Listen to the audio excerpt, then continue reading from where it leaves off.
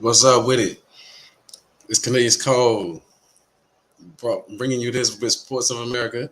Um, man, diehard fan, and if you're a diehard fan of Alabama Roll Tide, what happened to them? Tennessee, unbelievable, right? Like Tennessee pulled off the upset. Uh, as a fan, of the underdog, sometimes I wasn't expecting that, but Alabama has been up against the ropes quite a few times in the recent weeks, and it finally caught up to them. Way to go, Tennessee! The Volunteers look like they for real. They swapped spots in the polls as a result. So I think it's, Tennessee wins to 3, Alabama dropped to 6 or whatever. So I think that was a perfect trade. Uh, Let me know what you think. Um, seeing so much, seeing so many sports over the past week or so, and watching so much, getting into some of the college football games. I like what Michigan is doing. Um, Big disappointment to me, besides OU, uh, is probably um, watching Penn State struggle, Notre Dame struggle, some of the schools that we thought that were going to be in the hunt are not in the hunt. Or Michigan ran all over Penn State. I thought Penn State was tougher than that against the run game. Their defense had been pretty good, and they got ran over. But of course, the biggest issue is Alabama losing. That was priceless. And then if you saw the game, the field goal kick, that was an unorthodox field goal kick. Well, the field goal kick was a regular kick, but the way the ball turned, spent, oh man, that was crazy. Good evening. Good evening. That was like crazy how that ball twisted like that and actually made the kick. Um, a knuckleball, whatever you want to call it. And it was enough to upset Alabama. Uh, I'm bringing you guys this show live from Raleigh, North Carolina this week, as I'm always moving around. Um, and in this area the past weekend, they had North Carolina versus Duke. Um, so it was this area was bubbling with life. It was hard to get a meal at a restaurant in the area if you were in the Durham area. Then you know what I'm talking about. Traffic was everywhere. Plus, they had the fair at the same time. But I got to see a lot of interested fans. They take college ball, basketball, football, all that serious down here, especially the rivalry. So watching, I've never seen the rivalry up close like I have this past weekend, as far as the diehard fans for both sides, and some are just alumni of each institution and still represent to be so many years removed. You're meeting people, 20, 30, 40 years removed from their college days and stuff, and still root heavily uh, for their particular, for their alum. Um, Watching that, it was pretty cool seeing all the different people flying in from all the areas of the TV coverage, and listening to some of the discussions, the debates, or which school has been better long term. Now we know that these are two basketball schools, so football game really wasn't that impressive, but somebody had to win the game. Um, but moving on from that, one more time, I got to brag about Alabama losing. Um, I'm not a hater or anything at Alabama. I like Nick Saban. I just think they struggling. And I saw they almost lost to Texas. Texas A&M took them to the brink. Um, they've been pushed a little bit, and they finally caught up to them. But to give up 49 points, a Nick Saban team whose defense normally are great, giving up 49 points like that, and then giving up 52 points in the end, and letting Tennessee move down the field with ease. There's some things to clean up there, but I'm glad that now other teams can enter the discussion of the top 4 teams in the nation. Um, but we know Alabama will be around in the end. Don't know if Tennessee will be around in the end, but we know Alabama will be around in the end. Um, and man, talking about being around in the end, let's go Yankees. The Yankees, man, the struggle of the Yankees. Didn't bat all that well in the divisional series, but still escaped last night with a win. And tonight they're already playing. As I speak, I look up because the game's on right now, but they're already playing the Stros Um, so with a quick turnaround for them, to have to get on the plane after winning last night. Now, less than 24 hours or 24 hours later, you back at it again. It's Verlander versus Tyon on the mound. Um, so I think the Yankees struggles. It's like the same when it was when they had A-Rod and those guys, where the big bats couldn't really get it done in the postseason, and as a result of it, only one World Series. The Yankees haven't been to the World Series in 13 years.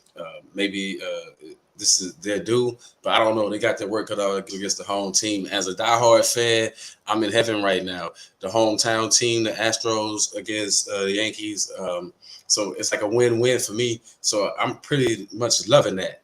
I'm loving what's going on. Either team could win for me, and that'll be good. The Stros looking for 4 out of 6 years. But the Stros ran through the Mariners with ease. Like it's like Seattle wasn't a challenge, but Cleveland pushed the Yankees to the brink. And the Yankees are batting. They batted in the ALDS under 200, and they're big hitters. Besides a couple of home runs here and there, I think Judge had 4 hits in the whole series. They're big bats, even though they are hitting the home runs. They really aren't. The Yankees really aren't showing us anything other than the fact that they can hit the long ball. Defense was horrible yesterday. I saw horrendous defensive play. They run into each other, missing what seemed like could be easy outs here and there, but then they still were able to get it done. Had me nervous for a while as a fan. I thought Cleveland was going to pull it off. And on the other side, the Padres and the Phillies, 2 surprise teams. Well, the Phillies are not that much of a surprise, but the Padres upsetting the Dodgers. And what about the Dodgers? I was talking to LA, New York potential World Series, and that's off the table now. The Dodgers fell short. That has to be disappointing, right? I mean, with all that talent, I think they've won 1 World Series in the time that they've put that team together, and they keep trying to build upon it. But they were upset by the Padres, and now the Padres, they got their hands full with the Phillies. It was actually a pretty good game today. But if I had my choice, I guess it'll be Philly and the Yankees. If I was to say what, but the way the Astros play, you can't sleep on the Stros, man. Right now they're just in the top of the second. Yankees at bat, but and other things that happened. The other things that have happened recently that got me basketball last night. I want to jump there before I get into the NFL and some of the things I saw. Let's talk NBA. Well, first NCAA. I'll mention they said that UNC, that North Carolina, is the preseason polls #1, with Gonzaga being #2.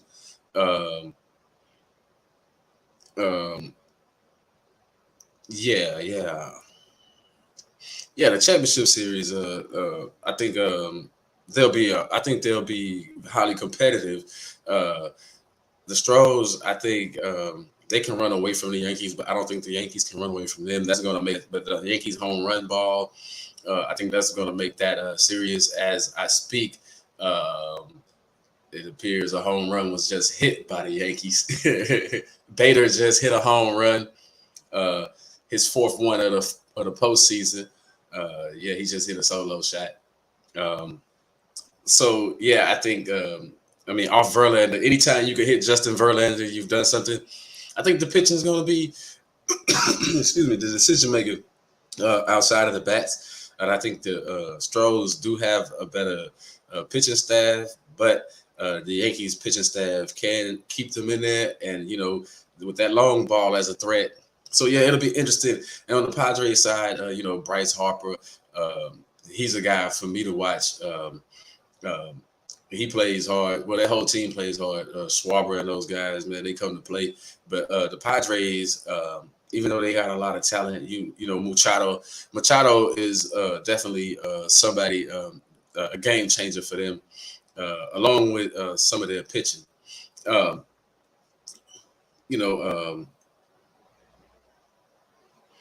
Yeah, the NBA. I really don't, like last night watching the Lakers. Yeah, let's go there. Yeah, since you want to mention it, the Lakers. I don't know what I saw last night. Is I saw Golden State ready to defend their crown, and the Lakers having a whole lot of work to do to even be relevant. Besides the fact that um, LeBron balls, and yes, the organization was a wreck before he got there. No one can say that they can put that on LeBron, but he was looked upon to be a part of saving the organization and restoring the organization um, back to its place atop the NBA. But it just seems like some of the decision making hasn't been great. I don't know. We can't. Last year the scapegoat was Westbrook. This year they won't have that. I've said that. The Lakers, they they can't seem to figure it out upstairs. I think having Magic Johnson step away really hurt them as far as selections and stuff because now it seems like they grasping at straws and they taking everybody that ain't nailed down. Everybody that ain't nailed down, the Lakers like come over here. Like they got Schroeder, they got all these pieces. Why do you need all those pieces? With these guys that basically do the same thing. And then I knew that they were pretty much out of their mind when they picked up Patrick Beverly and kept saying that he was going to be some kind of force or some kind of leader. I mean, this is a journeyman in the league. I said that before. Like, this guy's played for everybody. I mean, it's going to be, with the playing with the Lakers now, it's going to be hard to see who Patrick Beverly didn't play for after a while. Like he's making his rounds on different teams, and Schroeder's making his rounds on different teams. I mean, it's just becoming like a joke. Westbrook. I think that's the problem. The stability of the team. A lot of these guys haven't been in a place. Westbrook spent a lot of his OKC, but since he's left OKC, he's on his third or fourth team. You got to look at how many teams Patrick Beverly has played for, Schroeder has played for. AD is only on his second team. LeBron, like on what his third or fourth team, third team, or whatever in his career. I mean, like you're putting together a squad of journeymen, and I don't think that's going to work out for you in the long run. I think the Lakers really have to start playing the younger players. Let the younger players get out there. Stop relying on these so-called vets that can shoot. Um, and I didn't know Westbrook couldn't shoot. I thought Westbrook had a jump shot back in the days. I don't know. The Westbrook, I remember OKC, young, fresh. I mean, he could do a little bit of everything. Teardrops in the lane, dunks at the rim. It hit a 15 to 17 footer, something like that. I know the game's not there anymore, but I thought he had a mid range game. I don't know what happened to West's mid range game. I know he's extending it to long range, but his mid to long range game sucks. Yeah, the Lakers, they just got so much. They got so much turmoil within going on right now. At the top, I should say, the powers that be. I know Jeannie Buss want to be like her father. I think they should right the ship at some point, but I don't know if Palinka's the guy. I don't know what it is, but like I said, bring Magic back, man. Put Magic back somewhere in the front office, and instead of just consulting here and there with Miss Buss, man, bring him back. And I think the Lakers will have a little bit more success with what he was trying to build and what he was trying to do. Um, but Golden State looked really good. They got their rings last night, and it's a whole lot of games tonight. But the other game last night, the Celtics, man, the Celtics and Philly. I actually was watching both of those games, but watching the Celtics and Philly, it had that playoff atmosphere like moment in that game. And then Jason Tatum just it was moments a stretch of that game where Jason Tatum just took over the game and basically they started pulling away from Philly a little bit. And I just got to say, Philly, James Harden did his thing last night. I know everybody's going to talk about the air ball when he shook the dude real bad and then he shot the air ball. They're going to talk about that kind of stuff. But, I don't think that I don't think that particular play had anything to do with what transpired. I mean, Boston just looks like they're prime. What I saw last night was the two teams that were in the championship are prime to make another championship run, and teams trying to figure it out. Like Philly, they got to figure out what they're gonna do. And Joel Embiid, if I was an advisor and I could give these players some advice, Joel Embiid, you too big to be stumbling all over the court and falling all over the place. Quit flopping, stand up, take a charge, block a shot, do something. that resembles you being warranted one of the best big men in the game. What I saw last night was a joke. I mean, you throwing your body all over the court. There's a sure way for you to hurt yourself. Second thing to that is it didn't pay off. Like the refs weren't going for that foolery. It's like, man, you got to stand up and you got to play ball. Like I was waiting on Joel Embiid to do that. He never did do that. So they ended up, losing it. You say it's one game or whatever, but that's going to be indicative to how it's going to be in the postseason. Hey man, stop worrying about flopping. I mean, he falling down when little dudes are bumping into him. Come on, get out of here. Get out of here, man. Stand your ground. Stop throwing your body around like that. I mean, he was trying to, I guess, mimic Marcus Smart. I mean, Smart gets away with some of that stuff, and then sometimes he doesn't. So what I see is Philly has work to do, spreading the ball around. I know that their big names pretty much played pretty good, and you got to have the other role players step up. But that wasn't the problem last night. Last night it was just too much Brown, too much Tatum, and Brogdon coming off the bench. He may be the sixth man of the year this year. Brogdon looked like he fits right in. Whatever the Celtics are doing, Mazzulla, his first game, he won his first game as a coach, and that's pretty impressive to me. Especially thinking that the team might have a lag or they might fall off. Now it's a long season, but it looks like Boston is primed to be around or somewhere close in the end, or at least a top 1 through 5 team over there in the East. And tonight's games, they got quite a few games on right now. Right now, the game that's on, the Grizzlies are playing New York tonight. Well, the New York Knicks are in Memphis, and New York, they got to show us something. Game tied up 28-28 as I watch it, but they got to do something. 37-45 last season wasn't good. They got to find. New York needs a go-to player in key situations. Maybe that's going to be Barrett this year. We know it's not Randall. I've said that before, but all the pieces have to work together in order to achieve a goal. And I don't know what the Knicks team is going to be like. I know that Toppin dunks a lot, and he's pretty good with what he does. We'll see what Bronson adds to it. Haven't really seen him in a Knicks uniform yet. But we know on the other side of that ball, John Morant, they were 56-26 last year. So I think they're gonna be. I think they're gonna be okay. I think they're gonna be challenging again. But early on, the things that I want to see, who's gonna separate themselves, like in the MVP race. What new All Stars are they gonna have in the NBA this year? And what top stories? Like, are some of these other teams gonna add their name? To the playoff picture. I'm really, really anxious to see what the Clippers have. I think they play tomorrow night.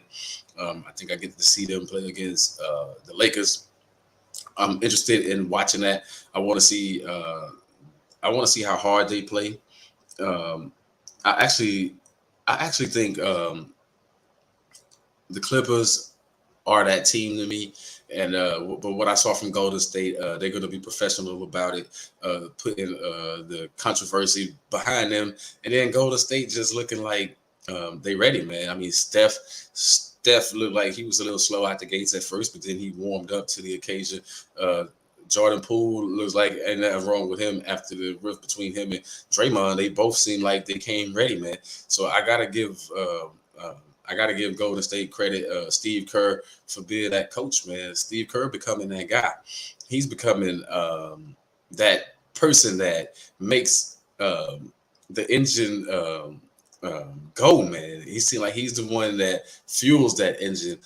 Steve Kerr, he's quickly becoming one of my favorite coaches. I mean, I was recognizing him winning championships and things like that, but I think he learned a lot from the coaches that he worked under, mainly the Phil Jacksons and the Greg Popoviches. It seems like he is that hybrid between those, that ultimate player. I mean, Pop doesn't have he doesn't have this thing where he's real close with the players. You never hear that about Popovich, but Steve Kerr seems to have that relationship more like Phil Jackson seemed like he was a cool guy with most of his players, but those guys always demanded hard work, and it seemed like that's what Steve Kerr has brought to the Warriors, and I think that's what a lot of teams want to try to bring to their organizations, but it's hard to find good coaches. I mean, like, but it's the same handful of coaches to me that'll be around in the end. Um, the verdict is out on Steve Nash. Well, the verdict is still out on Steve Nash, whether or not he should have that job. A lot of people say he shouldn't. And I want to say this. Sometimes I sit back.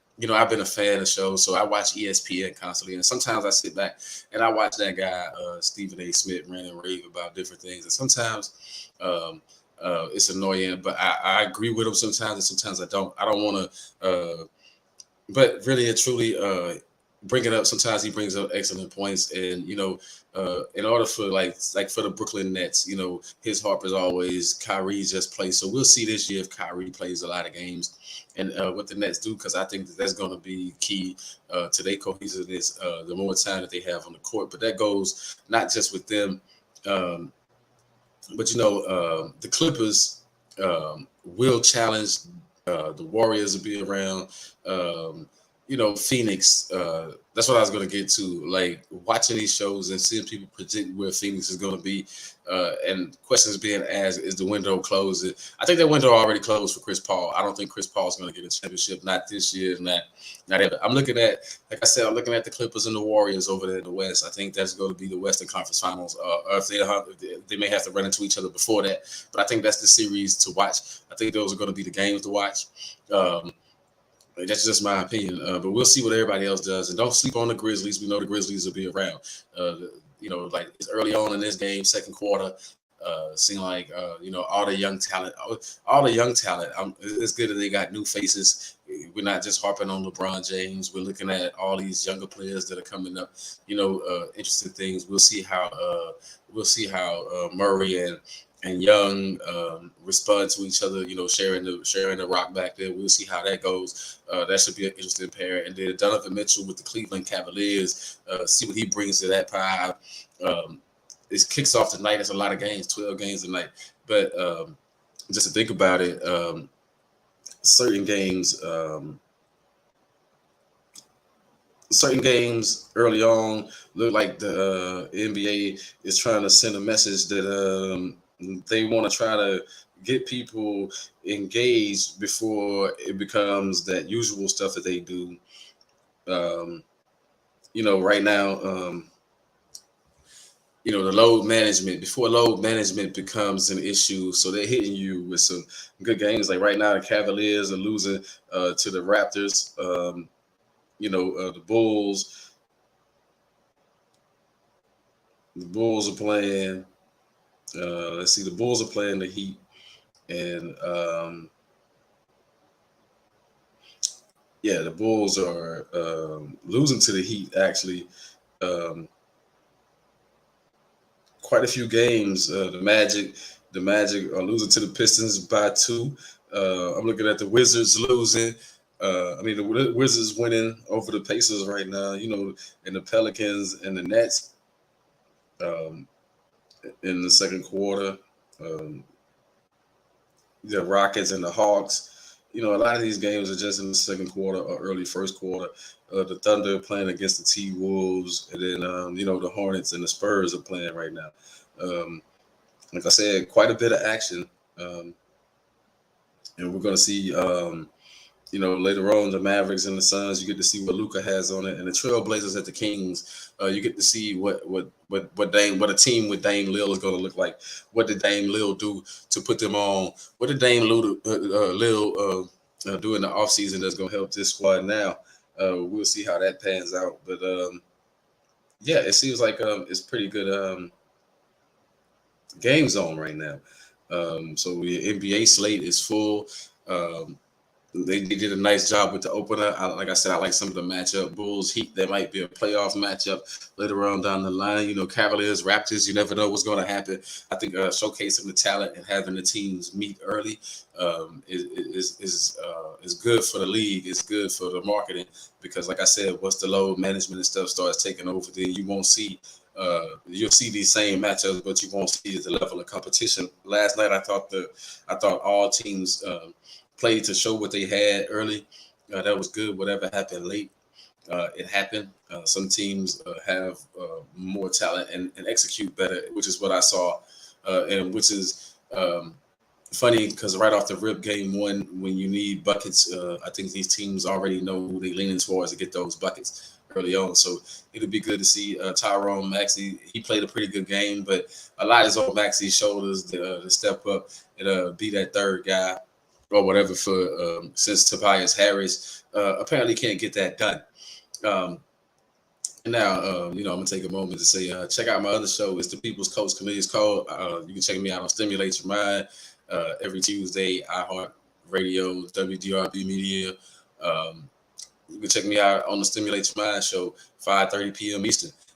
Also, big up to Nerd Focus. Get your brain right and your game tight with that energy drink, Nerd Focus. Now, with basketball kicked off, hockey started. All the sports are going on right now, and it's a good time to be a sports fan. It's a good time to see things like earlier today. I had a moment and I checked out a little bit of the Premier League, and just watching the effort that these guys put in. The preparation has to be like mad crazy to run up and down that field. I don't envy those guys. I think that and just checking out some of the Premier League was okay. But then hearing the NASCAR stuff, the Bubba Wallace whole incident, where the cars hit each other, and then he starts this stuff, and then he gets suspended. I think that NASCAR is back to those antics, and they pull this every now and then. The drivers in NASCAR, they realize that all the competition that they have, so they pull these stunts every now and then. I don't know what you think. I think that NASCAR sometimes needs that attention. I mean, but I thought NASCAR was about racing the cars. I didn't know it was about the drama between the drivers, amongst the drivers when the race is over, before the race starts. But you got to do what you got to do to get ratings up. And to speak of doing what you got to do, it's a good time for me to jump into the talk of Dan Snyder. I've said it before that I thought that he should be removed. Irsay, for the owner of the Indianapolis Colts, came out and he spoke saying that it's merited that something happens with Snyder, that Snyder get voted out. However, the NFL is not taking votes, and Snyder has said all that stuff about that he had dirt on other owners, which is pretty much what we could all assume is something there. Even though he backtracked that statement. I just think right now Snyder, do the right thing. I mean, the Commanders came out with a statement saying that basically the accusations against them are false, and once everything comes out, it'll be determined that Irsay shouldn't have said anything, or whatever publicly because they don't have all the facts and yada yada yada. But the truth of the matter is, I don't think they're going to get rid of him. I think Snyder was right the first time. I mean, you come out and you say you got dirt on other owners and stuff. I think even if you don't, at minimum, they don't want to be investigated like the Commanders organization is being investigated, like Snyder's been investigated. So I think the owners won't vote him out. You need 24 teams to vote. I don't think they're going to get those votes to get rid of the guy. So I would say just leave that alone. I would say some kind of punishment, some kind of fine, maybe a suspension or something. It will probably take place at some point, or maybe nothing will happen because, like I said, nobody wants to open that can of worms. Now, but what it does is it shows that when they start looking at stuff like that, they got other issues to look at other than just the owner.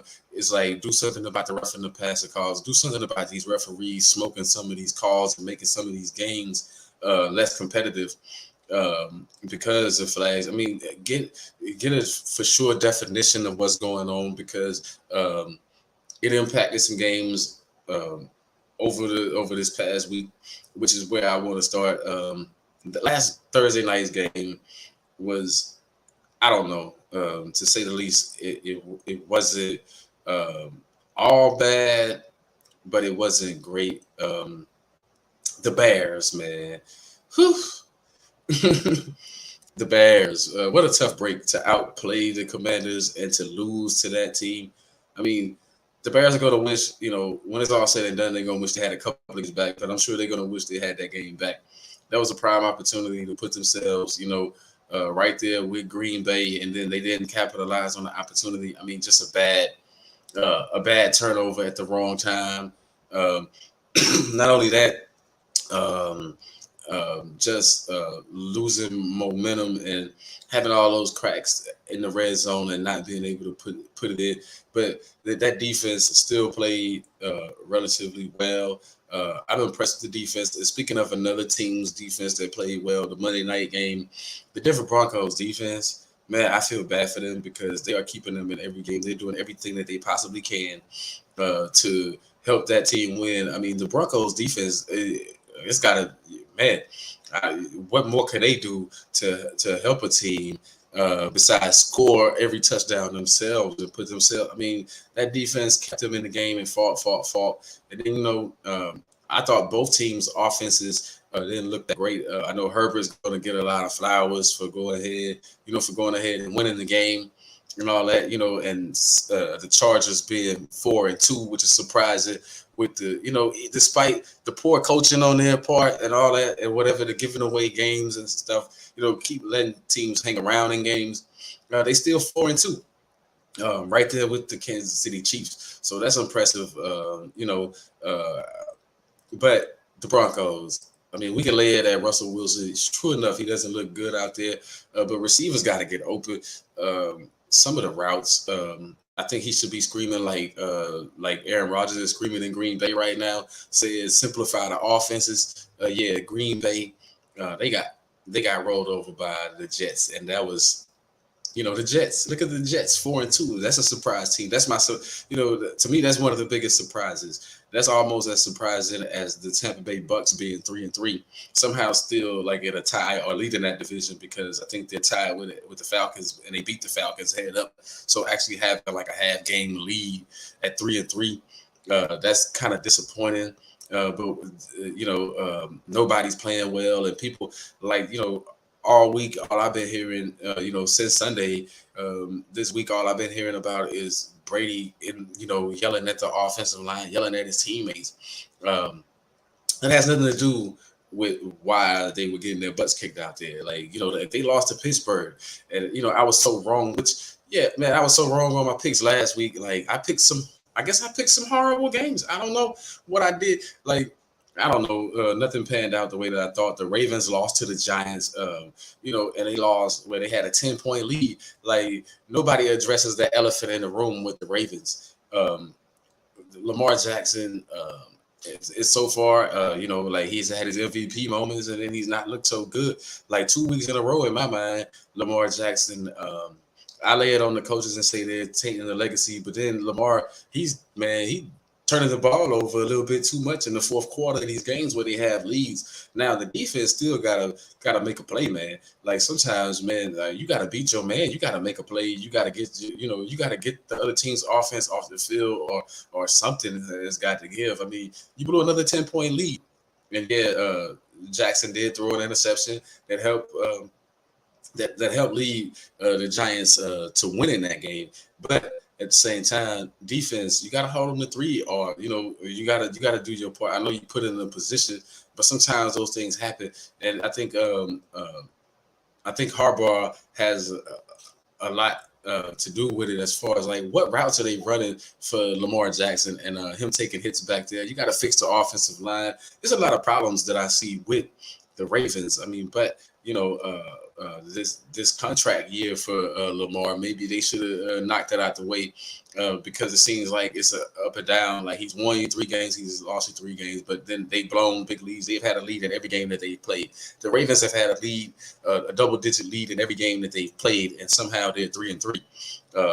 With the Bengals right there. I mean, nobody in that division is out of the running. Even the 2 or 4 Pittsburgh Steelers have a chance to win. Same thing with the Browns. That division is turning out to be one of the worst, in my opinion. When we thought that it would be one of the better, at least 2 teams we thought would make the playoffs from there. Might be barely one. I don't know, unless the Bengals start turning it around and the Ravens start turning it around. The AFC is looking not like people expected. Especially not like I expected. But then you go on and you look at the AFC South. It's not, like maybe the teams are right where you thought they would be. Another ugly division right now where the leaders are not that sure. But the San Francisco 49ers losing to the Falcons, I was like, wow. I didn't think Jimmy G would lose to the Falcons, but I was impressed with Mariota. He basically ran a couple of touchdowns, took over the game. In the short yardage forms or when they got close to the end zone and stuff like that, Mariota took matters into his own hands by design, pretty much on a lot of it. But I was disappointed. I know that the 49ers had a lot of injuries on defense, but I still thought that they should be able to handle the Falcons. And now that they are 3-3, locked up in the West, and the West is a fight also with the 3-3 Rams. And disappointed. I already said that the Cardinals are disappointing. Man, and the Seahawks are impressive. The Seahawks right there in the thick of things, they are impressive. In my opinion, the Seahawks are impressive. They're hanging in there. They're putting up a fight. And you see it so much. You see it so many players emerging. Brees Hall for the Jets stepping up, being a big part. Sauce Gardner showing off a little bit. I think that's his name. Sauce. He's doing his thing a little bit. And he's Sauce Gardner. He's playing pretty good defense. The Jets are playing pretty good defense as a whole. But the Dolphins, their struggles. Tua's coming back, so maybe their struggles will be over. Because they've lost like 3 in a row when they were dominating for a while. They were looking like a pretty good team. They were looking like a strong playoff contender. And then you can't say enough. Look at Zappy, man. Zappy throwing for 300 yards, getting the win. But Bill Belichick played against Jacoby Brissett, and he brought he was the reason why Jacoby got a shot because he played with the Patriots. And when Brady was out for that little while, when Brady was suspended, Jacoby Brissett got in there, yada yada yada, and he's been given opportunities down in Indianapolis and all that. So Belichick knows him inside and out. Like I gave you a start, and I'm looking at this Zappy, and man, I'm not gonna say it's going to be any issues. Everybody knows that that's Mac Jones' team. When Mac Jones is healthy, he'll be the starting quarterback. But Zappy, those are the things. Zappy and Rush are what you want in backup quarterbacks that come in and keep the team afloat and give the team a chance to win. Which leads me to my Cowboys, man. Losing that game to the Eagles, the rivalry, I don't know. It's like we never come out and punch a team in the mouth. We always got to get hit upside the head several times in quote unquote meaningful games most of the time. It's like we didn't start playing ball until like the second half. And then Cooper Rush, he threw some picks. Hopefully that ends all the talk. And hopefully people see why we need Dak Prescott, why Dak Prescott is the starting quarterback. Because you knew that when the offense has to go through Cooper to make plays, on a stage that big, he probably was a little nervous, but it just didn't happen. It just didn't happen. It should have been beneficial to us to come out from the beginning to the end fighting. It should have been prudent that we come out and we handle business. But take nothing away from the undefeated Eagles. We'll see them again, and hopefully we come out with more intensity than what we came out with. We stormed back in the second half and made the game for a second, but then our defense collapsed one more time. It seemed like the Eagles had the perfect scheme and game plan, and yet being the people's coach, I always love to give credit to the coaches. So Sirianni did an excellent job coaching. He was prepared to not let the Cowboys rushing of the QB be a factor. Let the pressure on the quarterback be a factor. 25 passes is what Jalen Hurts threw in the game. They did well with the running game. But when you have a running game as potent as the Eagles, it's too many weapons. We shut down parts of the running game, but then they were still able to run using Hurts, using wide receiver end arounds and things like that. They found ways, they found ways to limit our pass rush and stay in the comfort of third and shorts and things like that. We still shut them down in the second half. They scored 6 points, but it was 6 points too many. We needed to score more points, in my opinion. And like I said, as soon as we scored to make it a 3-point game, we give up a drive that pretty much ended the game. That that's defense. And not only that, I was hoping that we would have got a stop to see what Rush could have done in that pressure situation. But you saw 3 interceptions from Rush. Really showed where he was with that. Philly has a defense within itself, holding us to 17 points. It was a competitive contest. I take nothing away from the Eagles, but in true Cowboy fan fashion, I can't wait until we see y'all again later on in the season. But it's probably going to be for the division the next time we play them. In the Giants, man, I needed them to fall off so bad, but Saquon looks like as long as he's there, Saquon might be in the running for MVP if he keeps doing what he's doing. Shout out to that coach. That coach changed everything around for those guys. I applaud that. I applaud what he's done. Taking a moment, it's the People's Coach. You can check me out on the Stimulate Your Mind show every Tuesday at 5:30 p.m. Eastern. That's WRB Media, iHeartRadio, Apple Music, Tuned In, all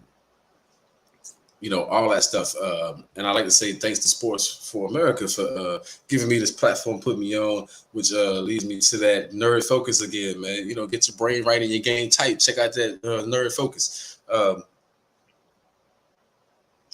Transitioning back to this NFL, man, and transitioning from the plugs. The team that I want to give a plug right now, I got to send a shout out to the Pittsburgh Steelers for fighting. It looked like they didn't have any fight left in them. It looked like the Buffalo Bills beat the fight out of them, and then they come back and then they beat the Tampa Bay Buccaneers. It was unfortunate that Kenny Pickett ended up getting hurt and going out of the game, and Mitch Trubisky coming back. And Mitch Trubisky taking it like a true champ. His starting position was taken away by Pickett, and then all of a sudden he got it back on an injury from Pickett. But it says a lot about the character of the team and the coach of the team when the Pittsburgh Steelers got back in it. And they hung in there. And now I think everybody harps a little bit the Green Bay Packers, their struggles. Their struggles are real simple. Catch the darn ball in Green Bay. That's also the problem in Denver, but you have to have targets to throw to. Denver, they just don't run good routes. The receivers are not giving the quarterback clear target, and the quarterback is not using the whole field and seeing what he needs to see sometimes. Missing a lot of open people. I never seen Russell Wilson miss that many open people with his eyes even or whatever, not even giving them a shot. And then, Aaron Rodgers is the most, but, Green Bay, Aaron Rodgers is the most accurate quarterback ever, in my opinion, in the game. The most accurate quarterback ever. He puts the ball, he's painting the ball on these dudes. They can't catch it. They dropping passes.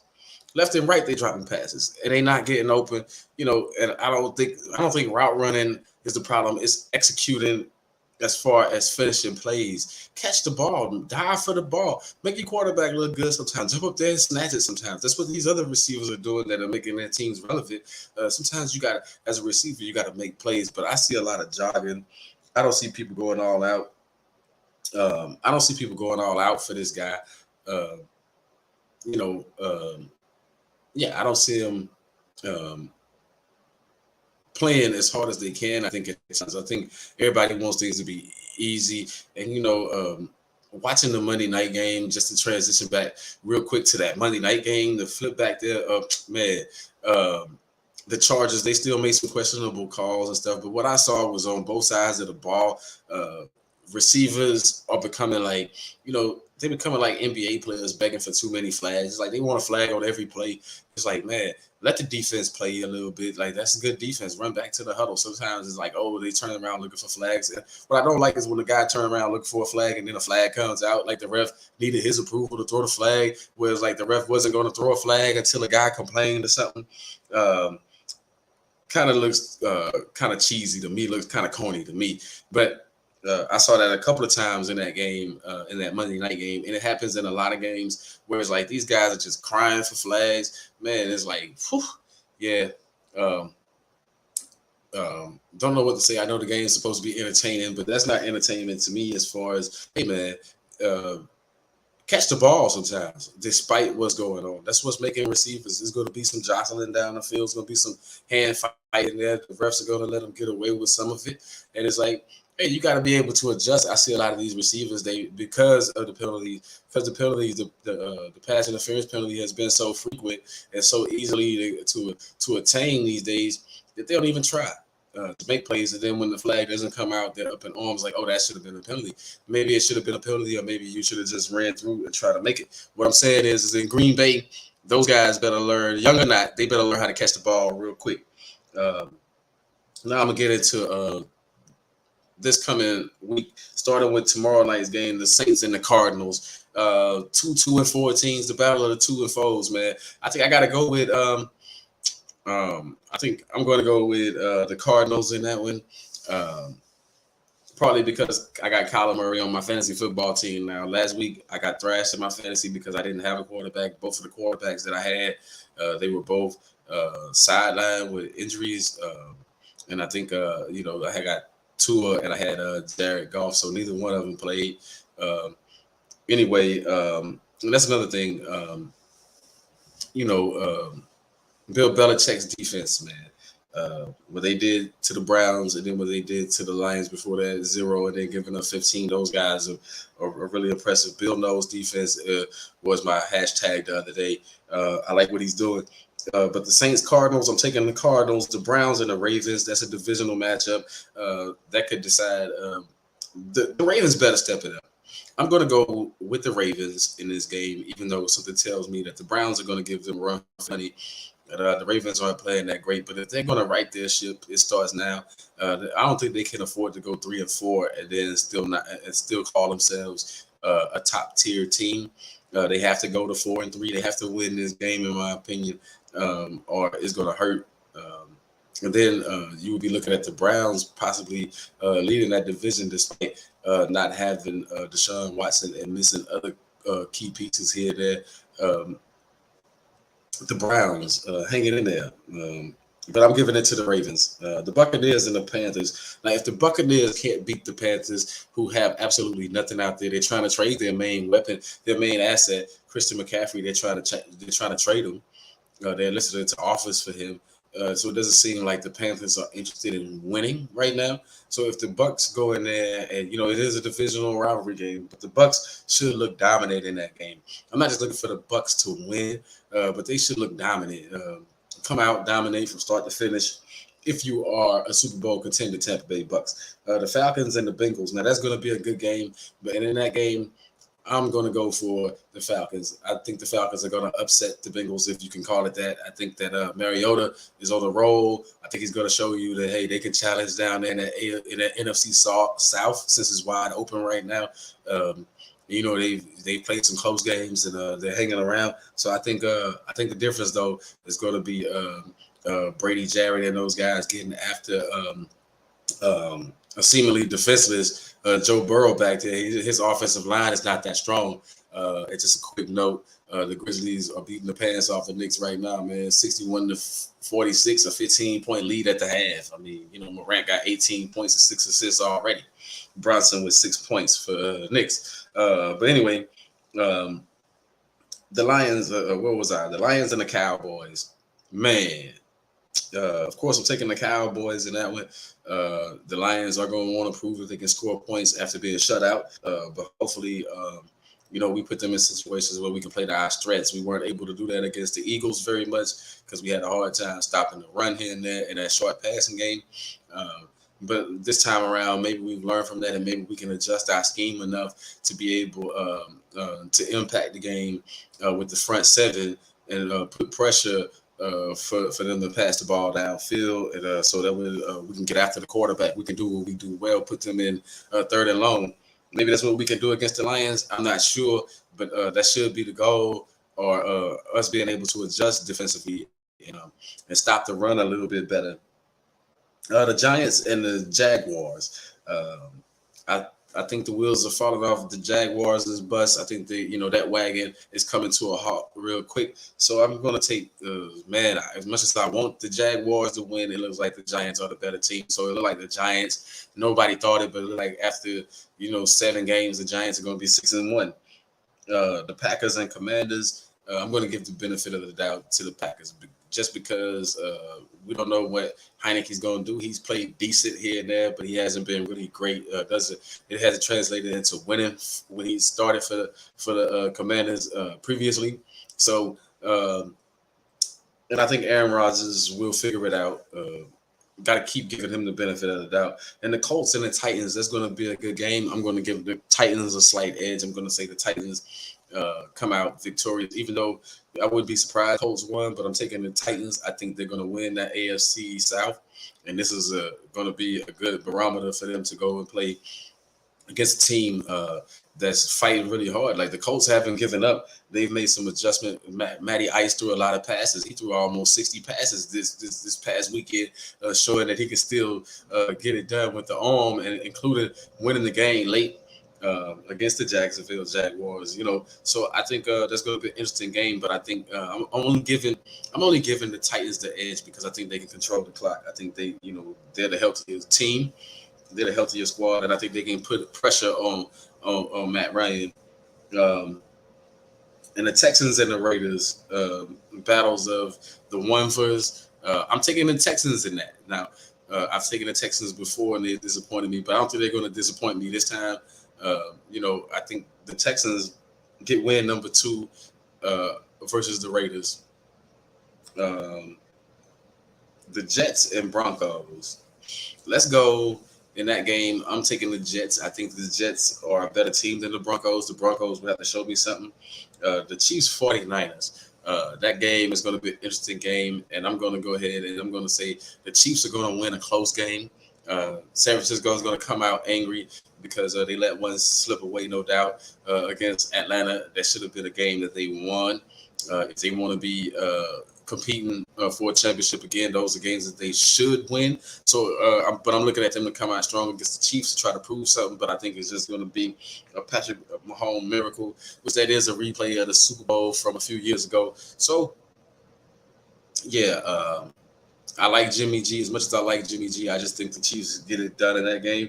The Seahawks and the Chargers. Ooh, man. Geno Smith is on fire. I like what he's doing, but I also like what Herbert's doing. I think Herbert, man, Herbert with broken ribs and all is doing his thing. But just because I don't trust the Chargers coaching staff, I'm going to take. I like Pete Carroll. I like what he does coaching wise. So I'm gonna take the Seahawks in that one. Yeah, I know a lot of people said, "Oh, the Chargers look great." No, trust me, I'm going with the Seahawks in that one. The Steelers and the Dolphins. I don't think it matters to me who's the quarterback of the Dolphins. I think I see them losing their 4th straight. I see Pittsburgh really competing. So I'm going to say the Steelers are going to win that Sunday night game. And on the Monday night game, the Bears and the Patriots. Woo! The Bears and the Patriots. Man, the Bears and the Patriots.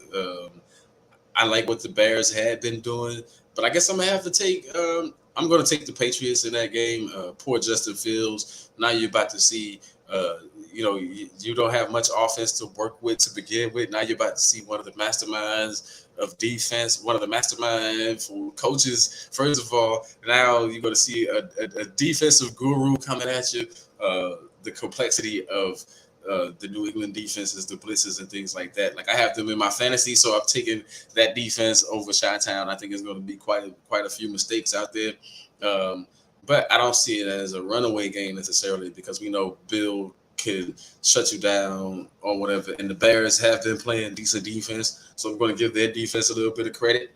But I'm still going to take the Patriots. And while I have a few minutes left, I want to say football, the first 6 weeks have been interesting. Nobody thought that the Philadelphia Eagles would be 6-0.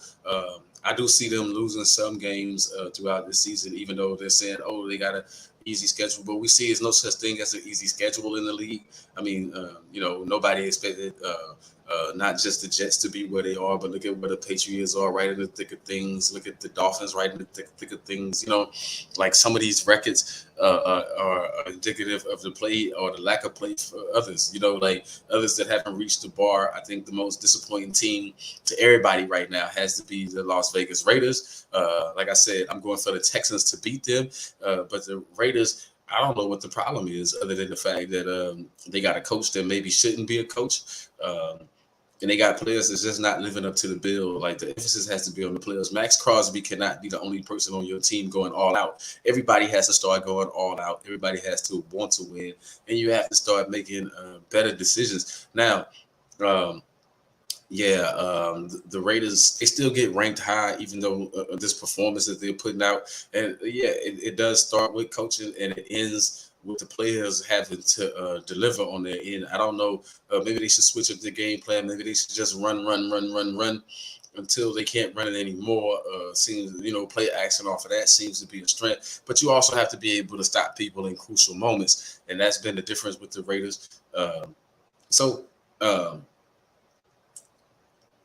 don't think there's been a team, I guess the other disappointing team, the Rams, man, where y'all at? Like, are they fighting back? I mean, where y'all at? Too much Cooper Kupp. The Rams, they've been disappointing as a Super Bowl defending champ. The defending champs, you knew you were going to take every team's best blow, and it seems like they haven't adjusted to that. Is McVay not coaching the same? Now they're going to harp on receivers. They're going to say they don't have this, they don't have that. But look, all those that screaming, Odell Beckham Jr. is not there. I would say it's more. You got to remember, Von Miller wasn't there the whole season, man. Neither was OBJ. They picked these guys up midway through the season, last season, and yeah, they did help them get over the hump. But I think dude is better, man. I think Cooper Kupp is playing. I think Matthew Stafford just looks for him too much. I think those are the problems. I don't think they rely on anything else other than Cooper Kupp. Got to spread the ball around a little bit more, and you got to run the ball a little bit extra, even if it's not getting you anywhere. Take some of that pressure off of Matthew Stafford to always have to be the hero. Stop putting your defense in situations where they have to try to bail you out constantly. And that defense, even though they make plays here and there, they're underperforming to me. The Rams defense has to be the most overrated that's not getting a lot out of it. I said it early on. Somebody has to step up other than Aaron Donald on that D-line. You got to make your presence felt. Linebackers anywhere. In that front seven, some people have to step up other than Aaron Donald. They're going to double and triple team him. A lot of these other guys, they're not winning the one-on-ones to get things done. You got to start winning the one-on-ones. And now, that's the disappointments, the overachievers to me right now. Like I said, the Jets are overachieving, man, unbelievable. And I would say, the other team that is surprising right now, the Giants. I've said that. Those are my two. Wow, can't believe what's really happening right now. The things that they've done. Another team that's disappointed in me, but like I said, they're fighting back, is the Pittsburgh Steelers. Didn't expect them to be where they are, but I think they'll claw back a little bit and make it interesting. But like I said, my overachievers, man, the Giants and the Jets right now are the front runners for that. And as far as a player overachieving, if you want to talk players while I have a minute left, Geno Smith, man, do you think? Proving that he deserves a shot at starting quarterback. I'm impressed with what he's doing. I'm impressed with what Mariota has been able to do so far. And I was impressed with Matt Ryan this past weekend. If I could say players that I really liked to watch this past weekend, Matt Ryan did his thing. And Saquon Barkley is always something special out there, man. That man does special things with the rock. And it seems like, as long as the Giants play through him, they'll be tough. Saquon has definitely been missed by that organization. I tell you that. I forgot the brother was that good. He stayed hurt so much. The young bro played it off. I want to say thanks to Sports for America for giving me this platform to be on. The Diehardfan. Catch y'all again next week. Also, send a quick shout out to my other show, the Stimulate Your Mind Show, or you can check me out at thesimshow.com. Thanks to for paying attention to the show today. Next week I'll be back with more topics, and maybe we'll even talk about a little bit more in detail my picks and my expectations for the NBA. Have a great one.